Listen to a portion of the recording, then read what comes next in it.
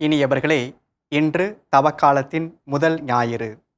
தவக்காலத்தின் முதல் ஞாயிற்றில் நாம் ஆண்டவரின் பாலைவன சோதனைகள் பற்றி வாசிக்கின்றோம்.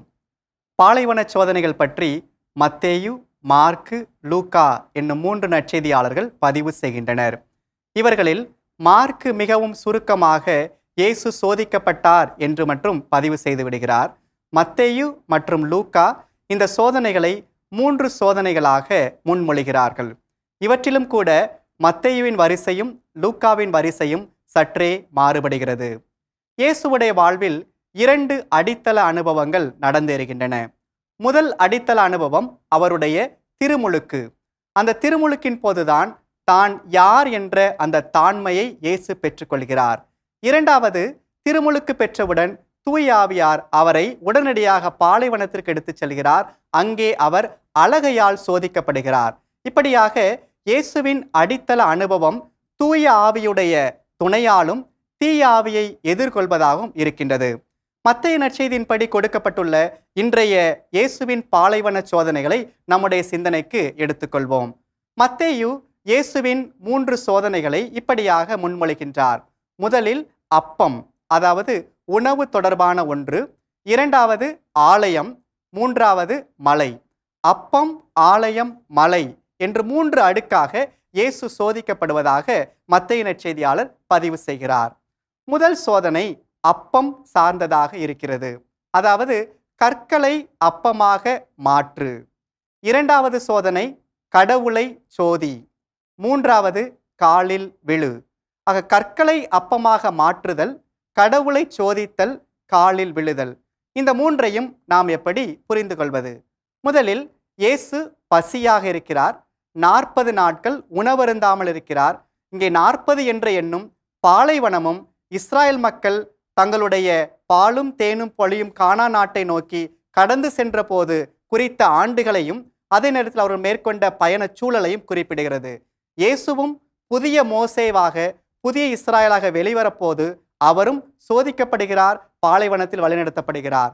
அன்று இஸ்ராயல் மக்கள் உணவுக்காக முறையிட்டது போல அதே உணவு என்பதை மையமாக வைத்து அலகை அவரை முதலாக சோதிப்பது அப்பம். அதாவது இயேசு பசித்திருக்கிறார். பசித்திருப்பவருடைய கண்ணுக்கு எல்லாமே உணவாகத்தான் தெரியும். இது உணவாக இருக்கக்கூடாதா, உணவாக இருக்காதா என்ற ஒரு ஏக்கம். அப்படிப்பட்ட ஒரு ஏக்கத்தில் தான் முதல் சோதனை வருகிறது. இந்த கற்களை எல்லாம் அப்பமாக மாற்று. அப்பமாக மாற்றினால் என்ன நடக்கும்? உடனடியாக இயேசு பசி தீர்த்து கொள்ள முடியும். ஆனால் அதற்கு பிற்பாடு என்ன நடக்கும்?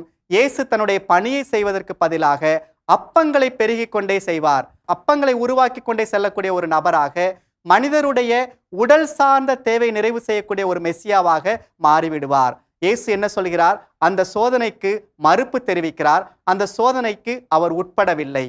இரண்டாவதாக அலகை அவரை எடுத்துக்கொண்டு ஆலயத்தின் உச்சிக்கு நிறுத்துகிறது. அதாவது ரபீக்களின் போதனைப்படி மெசியா வரும்போது ஆலயத்தின் உச்சியில் நிற்பார் என்பது அவருடைய புரிதல். இயேசுவும் ஒரு மெசியா போல ஆலயத்தின் உச்சியில் நிற்கிறார். ஆனால் இப்பொழுது அலகை என்ன சொல்கிறது? நீ கீழே குதி, கடவுளை சோதி, கடவுள் உன்னை தாங்கிக் கொள்வார். அதாவது ஒரு பெரிய வல்ல செயல் நிகழ்த்தி உன்னை மெசியாவா என காட்டு என அலகை முன்மொழிகிறது.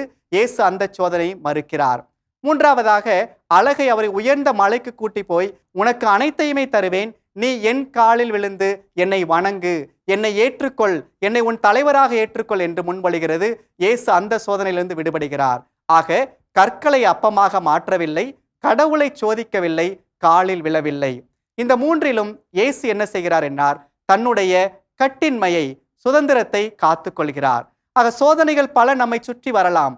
சோதனைகள் வரும்போது கட்டின்மையோடு அதற்கு நான் மறுப்பு தெரிவிக்கின்றேனா என்பதுதான் இன்றைய நாள் நமக்கு தருகிற பாடமாக இருக்கிறது. ஆக இயேசு இன்றைய நாள் நமக்கு தருகின்ற முதல் பாடம் என்னவென்றால் சுதந்திரம், கட்டின்மை. இந்த தவக்காலம் நம்மை எந்த வகை கட்டுக்கும் உட்படுத்தாமல், எந்த ஒரு அடிமைத்தனத்திற்கு உட்படுத்தாமல் கட்டின்மையை நோக்கி நடத்தி சென்றது என்றால் இந்த தவக்காலம் உண்மையிலேயே அருளின் காலமாக அமையும். ஆக நம்முடைய வாழ்விலும் சோதனைகள் தவிர்க்கப்பட முடியாதவை, ஆனால் சோதனைகள் வரும்போது, சோதனைகள் வழியாகவே சோதனைகளில் நாம் வெற்றி பெறும்போது அந்த சோதனைகளில் நாம் நம்முடைய கட்டின்மையை, சுதந்திரத்தை தக்க வைத்துக் கொள்ள முடியும். ஏனென்றால் நம்மை அழைத்த இறைவன் கட்டின்மையின் இறைவன், சுதந்திரத்தின் இறைவன். அவரை பின்பற்றும் போது நம்முடைய வாழ்விலும் அந்த கட்டின்மையும் சுதந்திரமும் சாத்தியமாகும், இன்றும் என்றும். இனியவர்களே, இயேசுவின் சோதனைகளை பற்றி சிந்தித்த நாம் நம்முடைய வாழ்வின் சோதனைகளையும் எண்ணி பார்ப்போம். சோதனைகள் வெளியிலிருந்து வருபவை மட்டுமல்ல, நமக்கு உள்ளிருந்தும் வரலாம். நமக்கு உள்ளிருந்து வரக்கூடிய குறுகிய எண்ணங்கள் சோதனைகளாக மாறி நம்மை கட்டிவிடாமல் எப்பொழுதும் கட்டின்மை உள்ள நபர்களாக வாழ முயற்சி செய்வோம்.